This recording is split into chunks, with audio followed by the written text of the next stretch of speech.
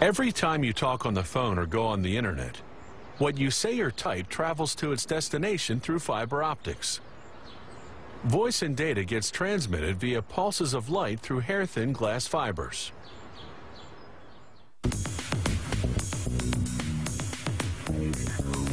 Those fibers start out as large glass tubes. First, workers unwrap the tubes.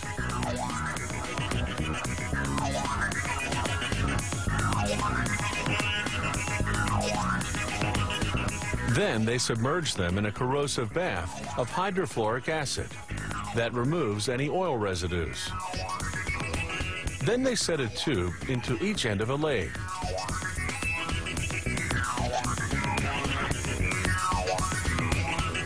As the tubes spin, they're heated with a hydrogen-oxygen flame. When the glass turns white, it's getting close to hitting peak temperature. At about 3,500 degrees, the two tubes fuse together. They put this new, longer tube onto another lathe. As the tube spins, they inject a mixture of chemical gases inside, while a traversing burner heats everything up. The gas mixture contains liquid forms of silicon, an abundant chemical element found in nature, and germanium, a chemical element similar to tin that's used as a semiconductor in transistors and other electronic devices. As the gases heat, they undergo a chemical reaction that leaves a white soot on the inside of the glass tube. The heat fuses the soot, forming what will eventually become the core of the optical fiber. The glass tube itself will form the fiber's covering. When there's enough fused soot, they turn up the heat until the soot itself turns into glass. Then they heat the glass tube enough to soften it, and to soften the new glass inside. The intense heat eventually makes the tube collapse on itself to form a solid rod. The internal structure of the optical fiber has been achieved. But it's in the form of a big bulky rod called a preform. So the next step is to thin it out. First, they excise the preform from the uncollapsed section of the glass tube.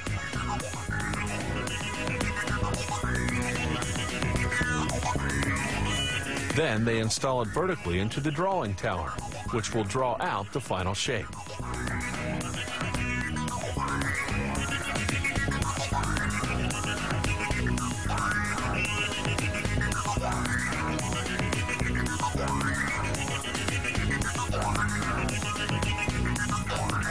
The drawing tower's oven heats one end of the preform to 3,600 degrees.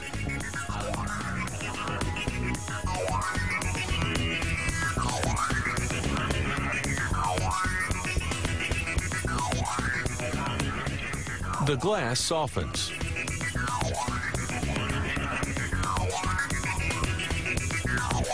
Gravity helps pull it down, like honey dripping from a spoon.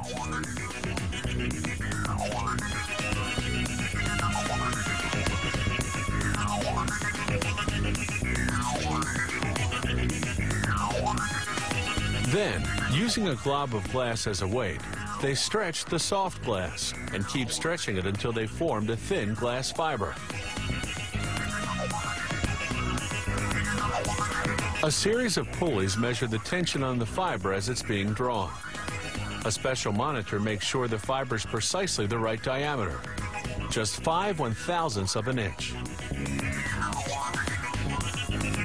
Then the fiber passes through UV lamps that bake on an acrylic coating to protect against dust and other contaminants.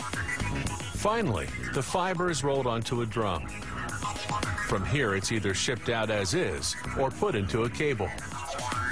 Fiber optic cables are expensive to produce, but they're smaller and lighter than traditional copper cables. They carry more information and need fewer repeaters to keep the signal from deteriorating.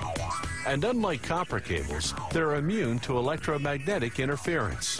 They're also hard to tap without being detected. And all of this is made possible by a complicated process based on a very simple principle: light traveling through glass.